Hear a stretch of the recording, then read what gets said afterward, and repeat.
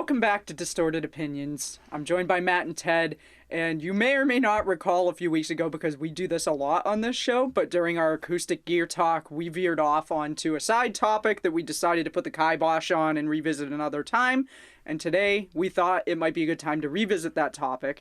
So we've all got favorite guitar brands, but some of those manufacturers have gotten some heat for some shady practices.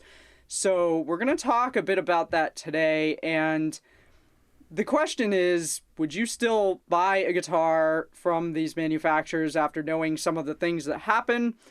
We're going to discuss it a bit and let you be the judge. So, Matt, I know you found some stuff on Fender in particular, so if you want to jump into that, and then we'll get into the brands that Ted and I did some research on, but lots of weird stuff happening out there. The more we look into it, it definitely has quite a darker underbelly than we would all expect. So, oh yeah. And I think before we really get on this, I mean, in researching the acoustic guitar that I currently own, which is an Ibanez AW100 Dreadnought acoustic, it is certainly made overseas, and then in researching it, finding out, oh, there's controversy. And I'm like, oh, well, then I brought it up with these guys. Matt, you definitely had some other thoughts, and so definitely worth its own episode.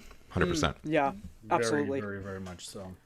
Absolutely. So, yeah, unfortunately, it's if for audience, that can't watch the video, whatnot, Kayla's wearing a Fender t-shirt.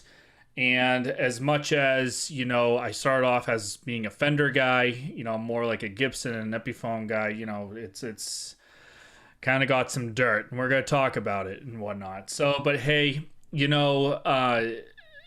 this, I think, like with just like what you were saying, Ted, I think every company, not just so much, musical instruments, the music world, anything music related, but I think I think every company has got some sort of a little bit of a dark element that, maybe the public knows, maybe the public doesn't know.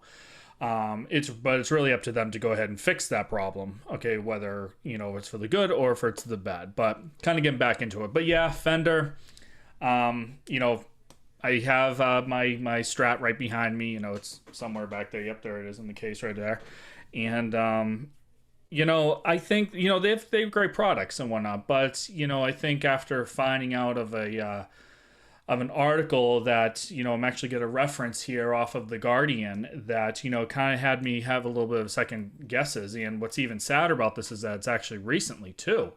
So to make pretty much a long story short, and I'll read some excerpts right here off of, The Guardian. So basically what for those that want to look up this article and look more into it, as well as the article says, U.S. guitar firm Fender illegally restricted discounts, says the CMA, and the CMA is the Competition and Markets Authorities.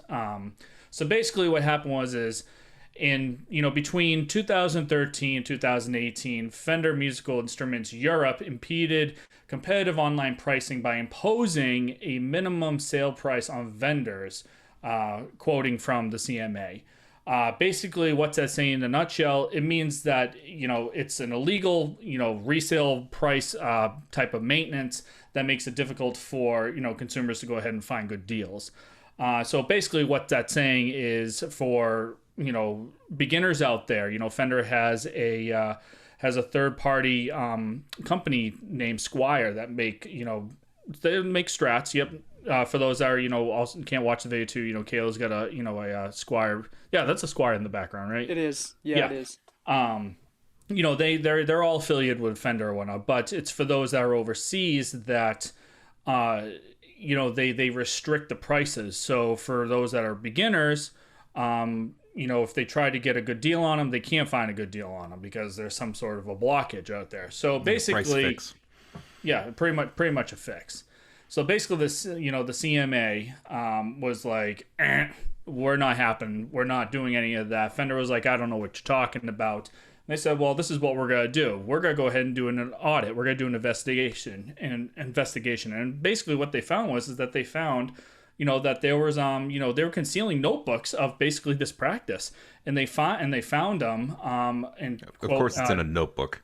Yep, pretty much. Of course, it's in a notebook. That's So the again, pesky everything in notebook writing. strikes again. Yeah, it does. Hey, if it's in writing, it may bite you in the ass or whatever. But yeah, they pretty much found them, and I believe from looking at this, it looks like it's 25,000 pounds. So pretty again. Is that the fine? That is the fine. That is the fine, and they were fined in April 2018. So we're only talking about a couple of years ago. Yeah, so it's actually a little recently. And just for quick conversion, 25,000 pounds is a touch over $33,000. So there we go. Awesome. Didn't have those facts for the conversion on it, but yeah, a little over $33,000. But hey, disappointing to hear that. Started off as a Fender guy. Would have thought that Fender may have had a little more class than that. Wouldn't do that to their consumers, but hey, this world can be dark and whatnot. So my thoughts on Fender on that. Looking more into these, scenarios, these facts, not allegations, but facts now, is honestly, I would give them one more shot. Okay. They do have a really great product. However, I think it's almost like I'm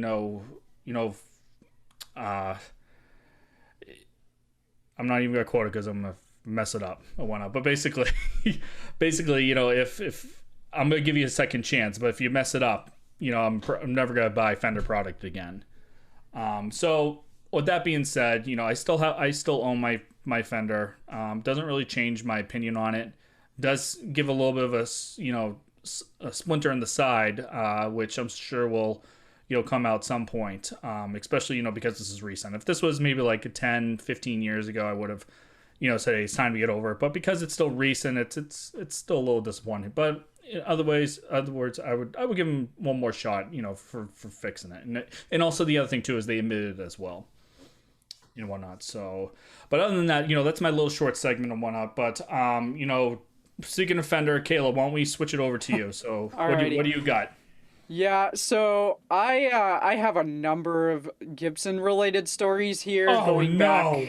Yeah, I know. Pointing fingers. Sorry. So, yeah, I don't know if I've mentioned this on the show, but I know Matt and Ted are aware that I'm not a big Gibson person. I know there are people that love Gibsons. It's just I've never been a huge Gibson person. I do own one. I love it. It's a great guitar, but there are other guitars that I would probably pick over a Gibson. That being said, particularly in the last 10 or so years, Gibson has gotten in trouble for some really shady stuff with illegally importing certain types of wood. And if you're watching the video version of the show, I'm going to apologize because my camera is being possessed again, and there is nothing I can do about it tonight. So if it's glitching and you see that, that's out of my control. Anyway. Oh! That was a ghost. I'm glad you explained. That's my interpretation of a ghost. Or maybe kind of sounds like Grover from Sesame Street. Hello there, Elmo. Just a little bit. Yeah. All right, back on rail. So, going back to 2009, Gibson got into some trouble for illegally importing ebony and rosewood from India and Madagascar, and there are laws put in place to limit harvesting of certain types of wood. It's called the Lacey Act, and it was actually put in place to limit the bird feather trade, I guess, for hats of some sort. But in 2008, they amended it to include wood imports as well, because Madagascar has been severely impacted by deforestation. And so Gibson was caught importing wood illegally, and they paid a $50,000 fee to the U.S. Fish and Wildlife Foundation, as well as a $300 fee for the ebony that was imported from Madagascar. And you might think that maybe they paid the fee and they learned their lesson and they stopped doing that.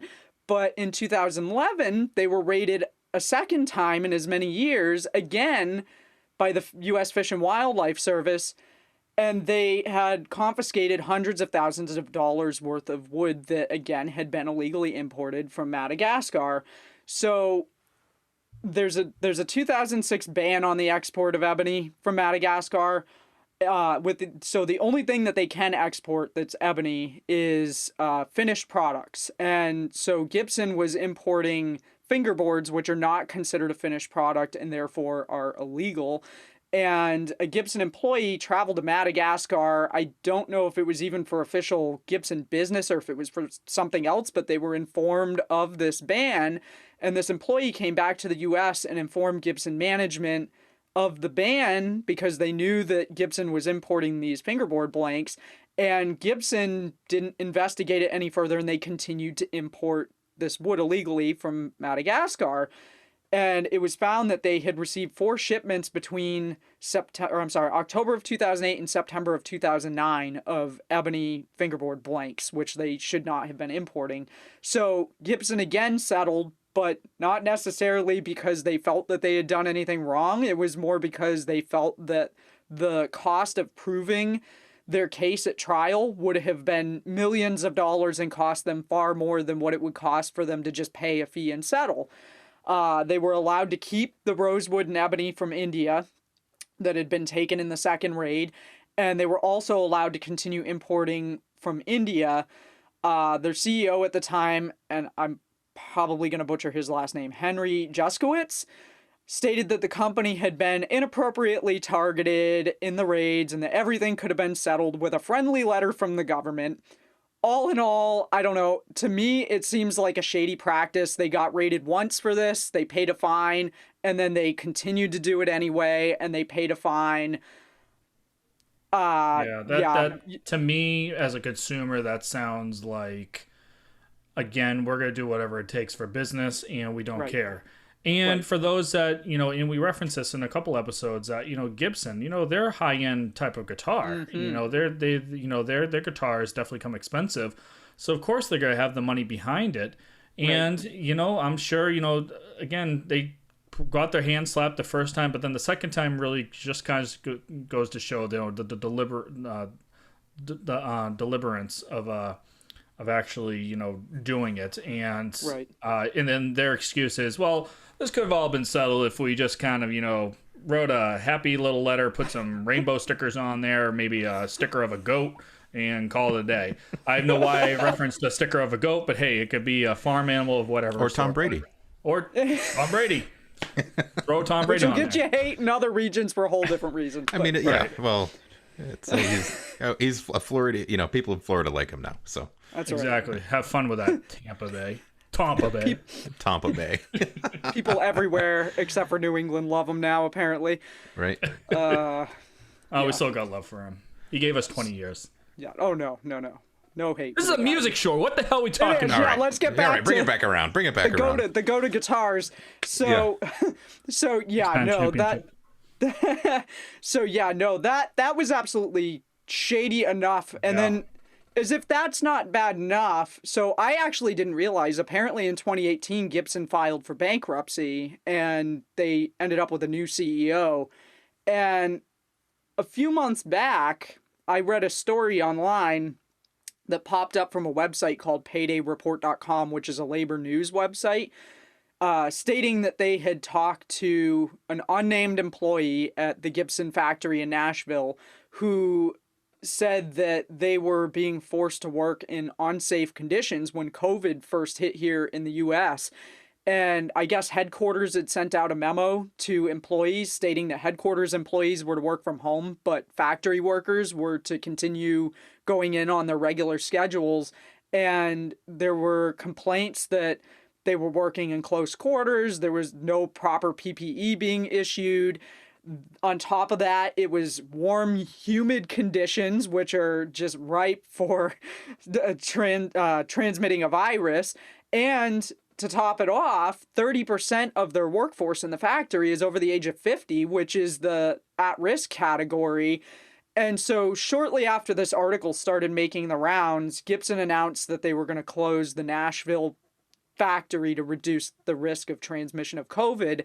But this was supposedly due to a lot of angry tweets that they got from people after that article got released. However, apparently the same day that they announced that, Nashville, the Department of Health, ordered all non-essential Nashville businesses to close beginning the same day. So, I don't know. Use your judgment as to what you think, but to me it seems a little bit coincidental that the same day they ordered their factory workers not to come in was also the same day that the Department of Health told all of the businesses that they had no choice. It doesn't necessarily sound to me like they were doing it because they thought it was in the best interest of their employees. They did, however, give all their employees a $1,000 stipend for the 2-week time off that they were forced to take. So, I mean, I guess that's... Yeah, I guess that's a nice gesture. And but... maybe they're already big enough, they already had that coming. Maybe they already received notification from the Department of Health that was coming. Yep. Maybe. But the question is, was it really a nice gesture or was it just a forced gesture? Right. Yeah. Right.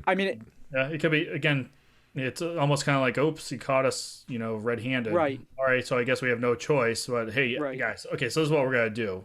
We got the insight that, the Department of Health is going to close us down anyways, but we're going to just make it seem like it's under good faith that we're going to take the initiative to take care of our employees and just, I don't know, throw them $1,000 here and just call it a day. Yeah, absolutely. Yeah, so, pretty weird. You've got those things, the issues with them illegally importing wood, and then the treatment of their employees, and then there've also been in recent years I've seen a lot of posts on social media about a decline in their quality of their workmanship and their guitars. And I don't have any firsthand experience with this, but I've seen a lot of people comment on various social media posts about problems with necks breaking and headstocks breaking. And I don't know, there's just... between all of the other trouble that they've had, and then if you're not familiar with guitars... They should have kept the fretboards from Madagascar. They were holding those necks together. Why would they snap otherwise? Well, my understanding is they did get to keep them, so... I'm kidding. I don't know if these are the necks that are snapping off, but I mean... To me, so if you're not familiar with guitars, and in particular, if you're not familiar with Gibsons... the cost of a Gibson, if you want a higher end Gibson, they certainly have less expensive models, but the higher end Gibsons, not going up to a custom model, run in the ballpark of high $2,000s to mid $3,000.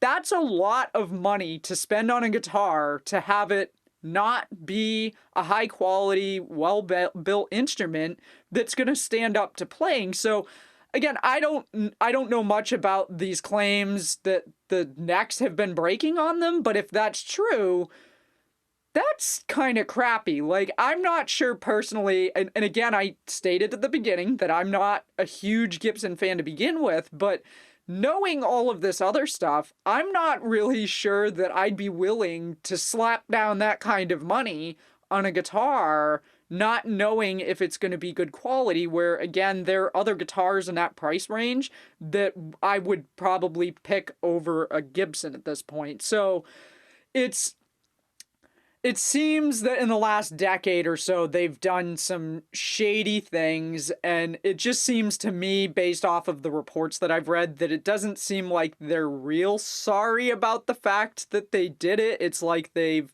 settled because it was going to cost them more money not to settle, and they felt that they were being unfairly targeted and that they could have settled everything over a nice discussion. And it seems to me, at the point that you've been raided once already, that you're past the point of having a nice discussion about the fact that you're illegally importing hundreds of, if not thousands, of illegally sourced fingerboards for your guitars. So I don't know. It's like equivalent to buying a car and then the engine just goes. Right. Exactly. So I mean, yeah. So woo, my camera's really having a freak out now. That's what my camera thinks about this whole thing. Here, I'll join you. Oh. I didn't do it today. Why is my camera? The one time you want it to do it and it didn't. So for those who are listening only, Matt's camera, when he points it at the light, does this crazy strobe epilepsy type thing that It's clearly not working at the moment, now so that, we're just now that he looking at a wants regular it. lamp. Yeah, It's, now that he wants it to do it, it's not doing it. yeah. Oh well. So, there we go. There we go. Woo! Actually, it kind of looks like a Metallica color. Yeah, it looks pretty good. Oh, it didn't work.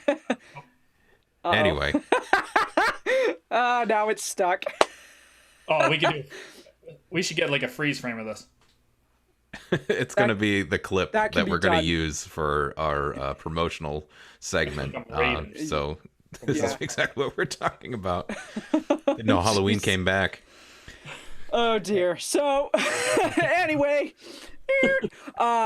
yeah, so that's what I was able to dig up on Gibson. And Ted, I know you had touched briefly on some stuff that you had read relating to Ibanez when we were doing our acoustic gear talk a few weeks ago, and I'm sure you've got some more information on that to share with us. Sure, yeah. And so, as mentioned, when I was researching my acoustic guitar was made in Korea by Cort guitars, which Cort is one of the largest guitar manufacturers in the world, because they do contract out to many brands like Ibanez, as I mentioned, Parkwood, Squire. We already talked about Squire, GL Tribute series lines of guitars, and they even have their own brand, Cort guitars, as well. Right. So, looking into this particular business, they are fairly well known, as mentioned, because of their scale. But since, or starting around 1997, controversy started around the Korean factories that were making these guitars due to the alleged mistreatment of their employees. And so, not a good sign, which I'm reading through the article, but for example, in some instances of this, workers were laid off in 2007 after they tried forming a union to advocate for themselves for decent wages and safe working conditions. However, because of that, I mean, just imagine being laid off when you're trying to, get a better better job, make your job better anyway. Right. And then after that, there were a couple of protests. In July 2007, a Cort worker set himself on fire. In October 2008, workers conducted a 30-day hunger strike and a sit-in occupation on a 120-foot electricity tower. Talk about raising as many flags as you can because you aren't getting heard. Jeez. So my guitar was made in November of 2001. This was happening since 1997 through 2007, 2008, in the era of all of this being, all this said. I will say the quality of the guitar that I have is fantastic. I mean, for the price especially. And again, they were known for making good quality guitars for cheap. Hence all these contracts that they were picking up. Further on, there was a Korean metalworkers union that took up the cause for those employees and provided them with representation. And 59% of the staff were suspected to have developed diseases from exposure to organic solvents while working for low pay under draconian conditions in a windowless factory owned by Cort. So it's casting a very dark picture. And I'm like, man, I really like this guitar, but it's got a heavy past in where this was born. And instead of acknowledging the workers' grievances after this particular group stepped in to help, Cort suddenly claimed financial difficulties, fired all its staff, and shut down its Korean factories and moved manufacturing to Indonesia. Talk about running away from a problem or getting caught with your pants down, if you will, because that was it's pretty tough.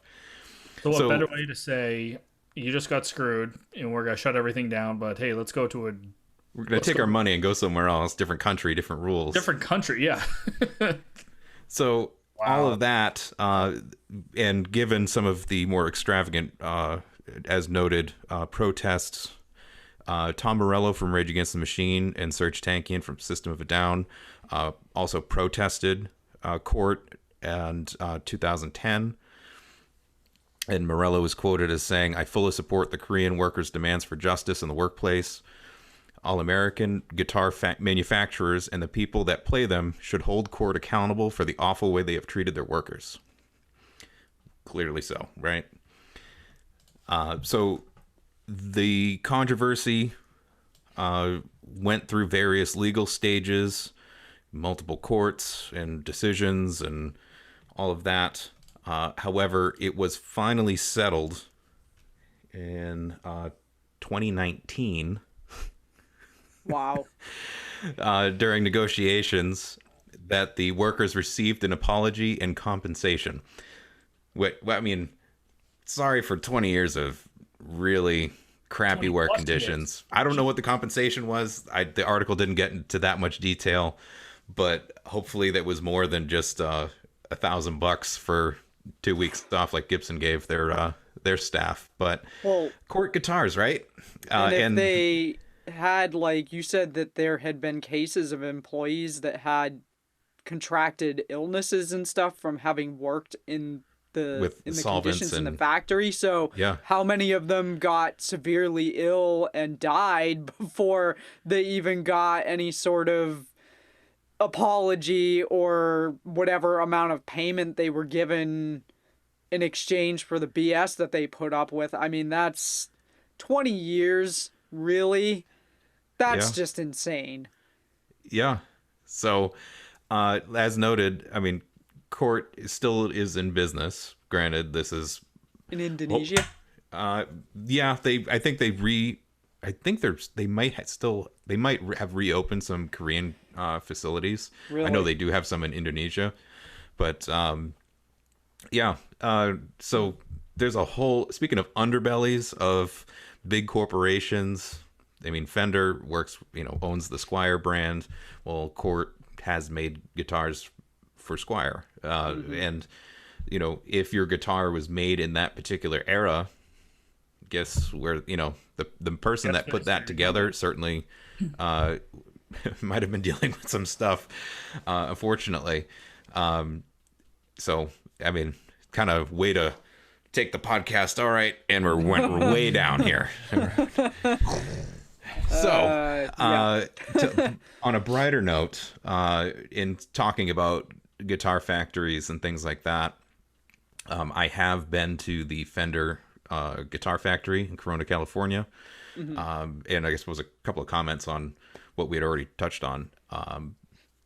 The tour was super cool. Got to see the custom shop, got to walk through where, follow the line on the floor, but it's a working factory and people are making guitar bits and, necks and, cutting the body down to the right size and painting. And it was such a really cool experience.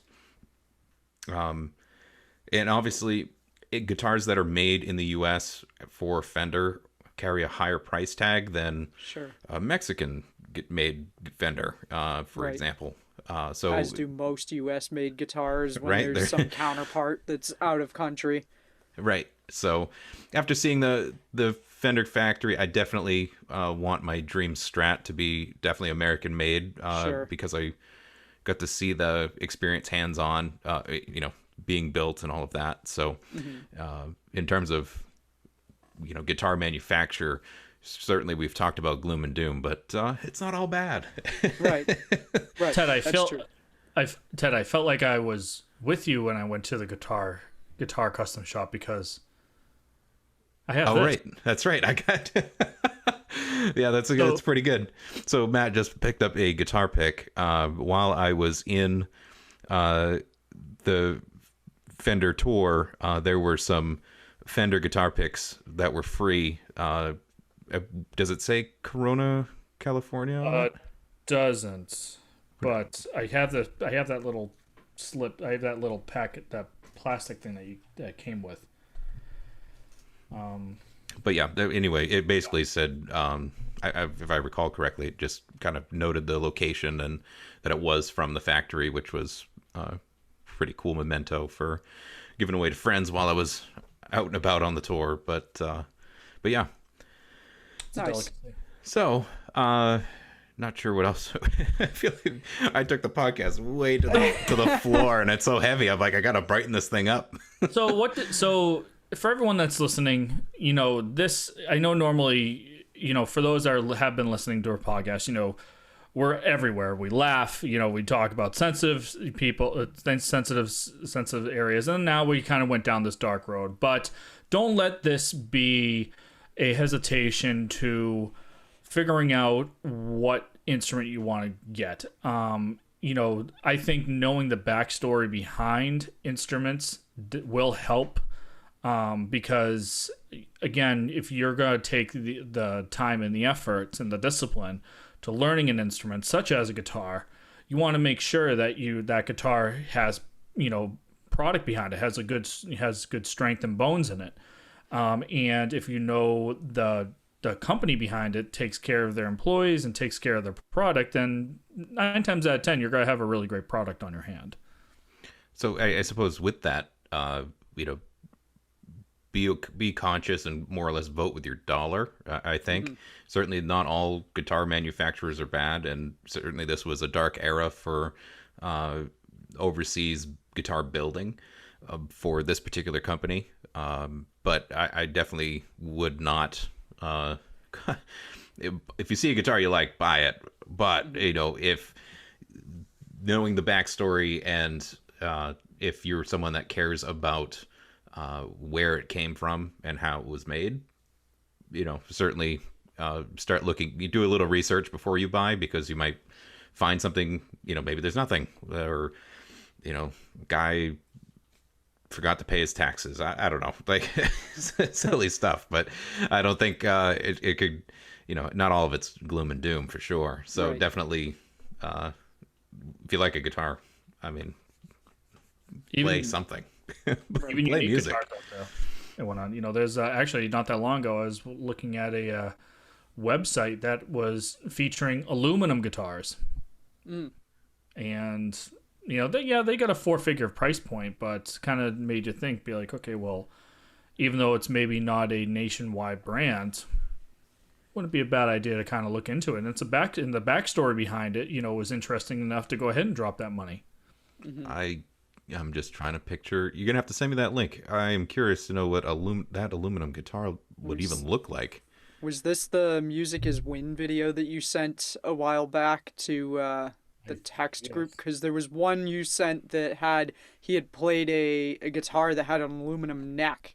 I don't think the whole guitar was aluminum. I think he bought the neck and put it onto the body of another guitar, and I can't remember what kind of guitar he used for it, but it was otherworldly sounding. I mean, it definitely has a different sound than your standard wood neck on a guitar. So re-edit on my part, yes. Kayla, you are right. It's actually the neck that's aluminum, and the guitar company that makes it, and I might butcher this and whatnot, but it's called Baguli Guitars in Germany, specifically from a shop called Cool Guitar Shop, ironically. But yes, highly recommend check it out by Baguli. Baguli. That's a cool name. What kind of neck is that? It's a Baguli. Sounds like a sandwich. Right? I love a Matt's Baguli. gonna drop $4,000 on a neck just because he likes saying the name of it. Forget what it sounds like. The name We're is just cool. gonna print up a sticker and just put it on like his Christmas present or something, and just so he can just have something so he can look at it and be like, "Baguli." Baguli. And I'm probably saying it wrong too. That's the best part. Oh no. Don't drop my Yes. Baguli. Anyway, did you guys have any other thoughts? Or are we ready to shift over to Song of the Week? No, I think we're well. I mean, I don't have anything else. I think just the moral of the story here is the guitar manufacturers, much like clothing manufacturers and any other kind of manufacturer out there, sometimes they outsource that stuff overseas. And I know there are a lot of people that don't like to buy clothes not made in the US because they know kind of what's happening behind the scenes in some of those other countries that are manufacturing those clothes. And guitars are no different in some cases. They've got people that they've got working for cheap labor that are not necessarily being treated the way they should be to bring down the cost of making a guitar. So, like Ted said, if you're thinking about buying a guitar and that's something that's a big factor for you in how you choose your guitar, then it is probably worthwhile to investigate the company that makes that guitar and find out where they're building it and what their practices are in those factories, and whether or not that's something that you feel you're okay with in buying a guitar. So and just because it's really easy, the serial number on any guitar gives you all the information you need thanks to the internet. So you don't need to, I mean, like I said, if you know what the serial number is, or you see a guitar in the shop and you can just get a picture of the serial number and then you do your research later, or if certain codes that you're looking for, a C or an S or anything like that, whatever the serial number starts with typically is the factory code.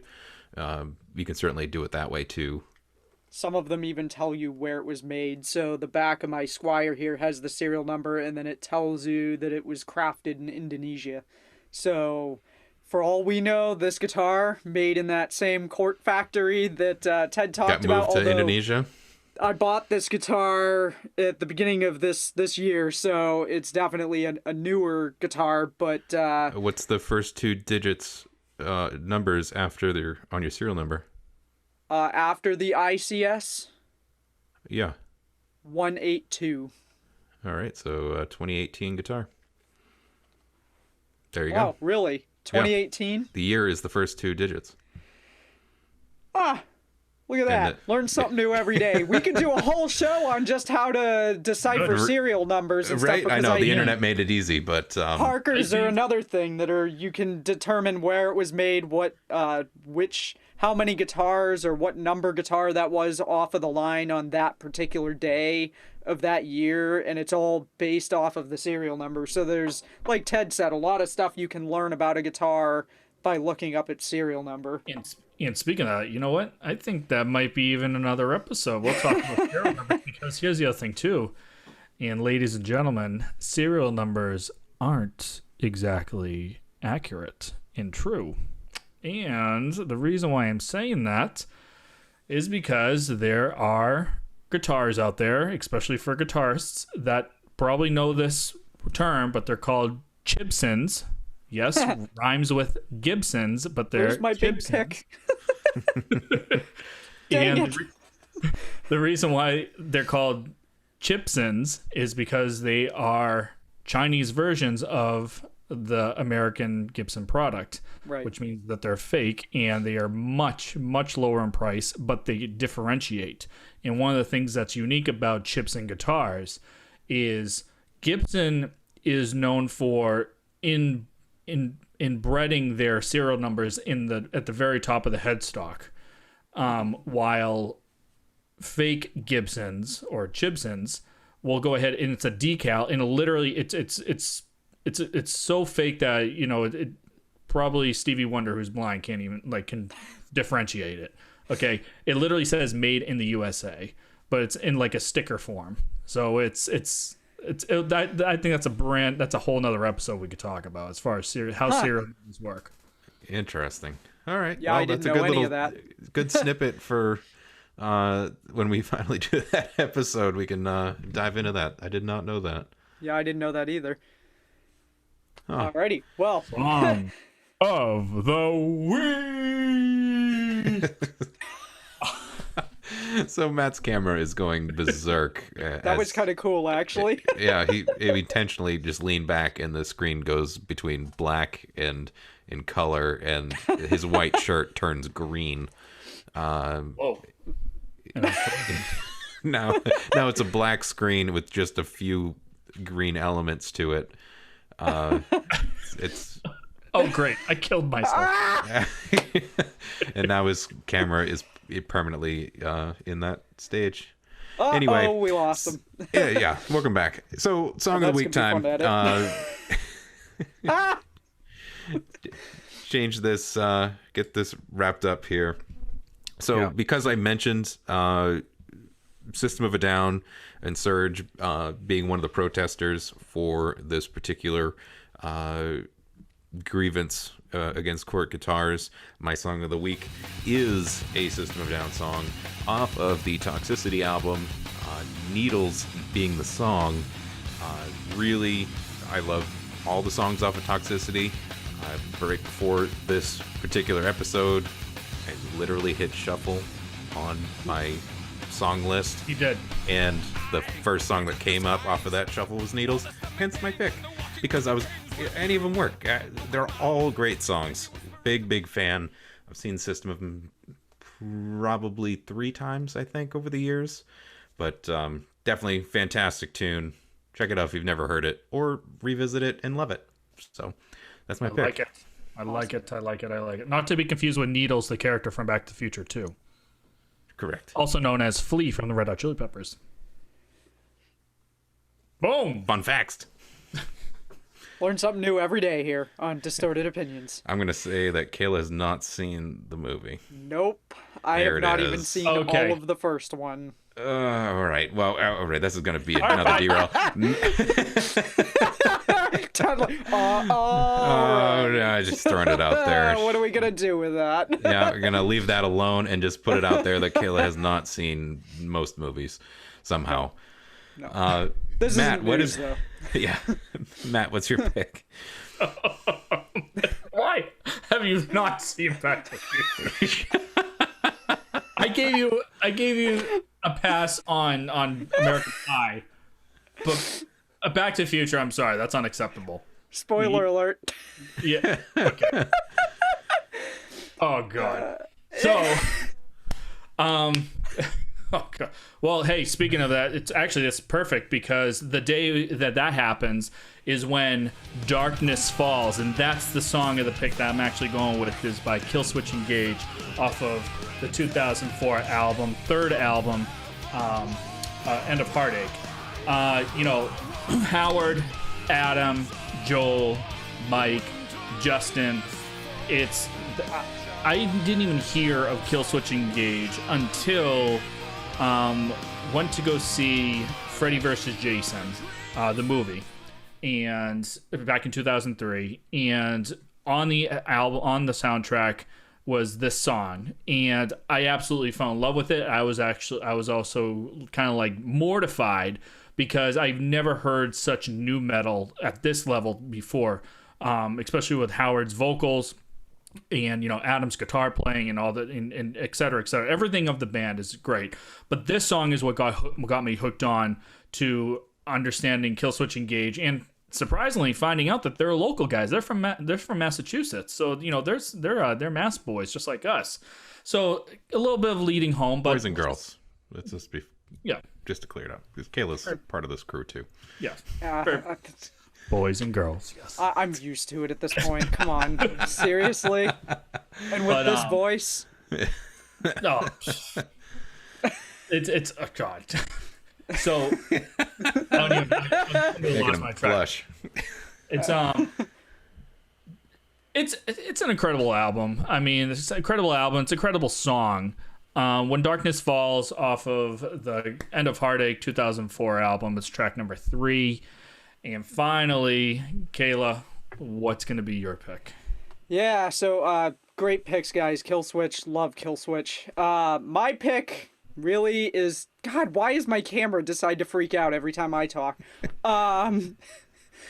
So actually, before I get into my pick, quick reminder that we have a Spotify playlist that we compiled that has the complete version of all of our picks. We link that in the bio or in the description of every show. So if you want to check that out, you can find all of our previous picks as well as this week's picks. And that's important to note because at some point here, we may not even be able to include snippets of the songs because there have been major crackdowns lately on any use of music in videos, and it's becoming more problematic for us. So just remember, we have a Spotify playlist with all of our picks. So that being said, my pick, I picked really for no reason other than that I'm pretty sure it was played on a Gibson and I really like this song. There are other songs I could have picked. Obvious choice probably being some Guns N' Roses, but I went with Trampled Underfoot by Led Zeppelin off of the 1975 album Physical Graffiti. I love this song. It's a really cool song, one of my favorite Led Zeppelin songs. They've got some really cool guitar, which was, I think, ahead of its time at the time, the particular sound. And they have a clav, which is really cool. And if you want to kind of tie it into shady practices, so I think we all know that Led Zeppelin's been in the news for some issues with Stairway to Heaven and where they got the idea for Stairway to Heaven, and apparently upon doing a little bit of investigating into Trampled Underfoot, they took some ideas from Robert Johnson, who was a blues guitarist in the 1920s, 1930s. So whether or not that was entirely their original idea that's a whole other discussion. But yeah, it's so it's a good song though. Regardless, I really like that song and I highly recommend checking it out in its entirety. Trampled Underfoot by Led Zeppelin, and that's my pick of the week. And unless you guys have good picks, yeah, it's a good list of songs for this week. So definitely check them out in their entirety. And if you guys have nothing else to add, I think we've reached the end of our show. Indeed. And again, we got a lot of, it's great to see that, we're getting more and more support. Thanks for everyone that started from the very beginning. Absolutely. Obviously, wicked big thank you for continuing on with us. Everyone that's joining us, joining onto the podcast again, welcome. We've gotten some feedback. We've gotten, interactions from people. People are talking on leaving stuff on our social media pages. This is great. Again, we're all very interactive. We all want to engage with you guys. And as we said, we have some great shows that are coming up and whatnot. We got some great guests that are going to be happening. And if you want to be a guest, the door is open, guys. Come on up. And whatnot, you could reach us at distortedopinionshow@gmail.com. You wrote that down, didn't you? Like no, I didn't. Three in a row. Oh, he's finally got it. I'm lightning fast. So, but you could email us, or you could leave us information on our on our Anchor page as well. So there's multiple ways of reaching us out, reaching out to us on. But want to be a guest, let's make it happen. If you want to talk about the topic, okay, as long as it's music related, we can make that happen. So again, want to say a big thank you to everyone that's been with us and everyone that's joining us. It's great. Again, we're having fun. We're hoping you guys are having fun. And, there's definitely a lot to come. And it's going to be great. It's going to be awesome. Definitely. Awesome. Well, with that, thank you for tuning in. And we look forward to bringing you a new show next week. Thanks, guys. Yes. Yay! That was Kermit the Frog saying, yay! It didn't sound okay. like him. I know, don't do it.